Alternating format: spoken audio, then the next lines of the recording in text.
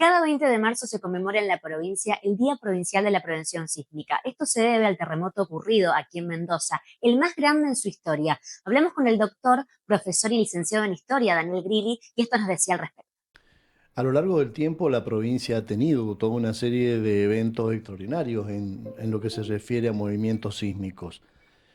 Teóricamente deberíamos estar preparados. ¿Y por qué digo teóricamente? Porque tenemos un temblor, nos asustamos en ese momento, salimos corriendo, hacemos todo lo contrario que hay que hacer y luego nos acordamos de los momentos o los elementos o las prácticas que hemos hecho tanto en edificios públicos como en escuelas.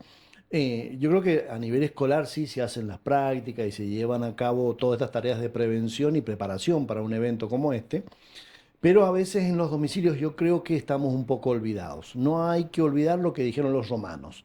Y esto nos remitimos al principio de la historia, donde decía, los romanos decían, donde ha temblado va a volver a temblar. Mendoza tiene una amplia historia sísmica, larguísima, desde el primer terremoto que hay registrado en 1782 hasta los que hemos tenido en estos días, que han sido leves, pero si uno mira en el Instituto Sismológico, diariamente se van viendo las estadísticas y los registros de los movimientos sísmicos.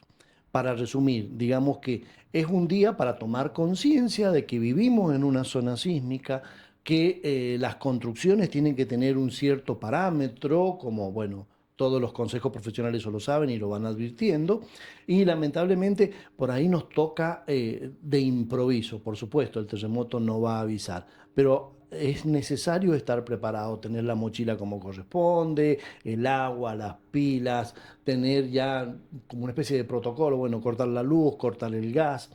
Hay que tener toda una serie de medidas tomadas a fin de poder enfrentar una situación como esta. Pleno centro de Mendoza está situada sobre la falla que une desde Potrerillos al Cerro Lacal.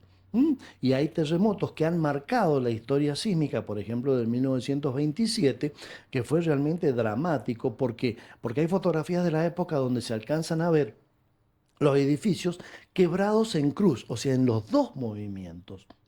Y esa falla pasa por debajo de la calle Belgrano. El terremoto de 1861, que se produjo el 20 de marzo, tuvo unas consecuencias durísimas. ¿Por qué? Porque fue a la nochecita y fue justo en la época de Semana Santa. Entonces los templos estaban con mucha gente. El sistema de iluminación de esa época era a vela. Entonces cuando se produjeron la rotura de los techos, eso fue un incendio voraz. Hubieron una serie de situaciones muy problemáticas. El terremoto, el incendio, las inundaciones y por último, al par de días, los robos sobre las ruinas. Mendoza sufrió en ese terremoto terrible.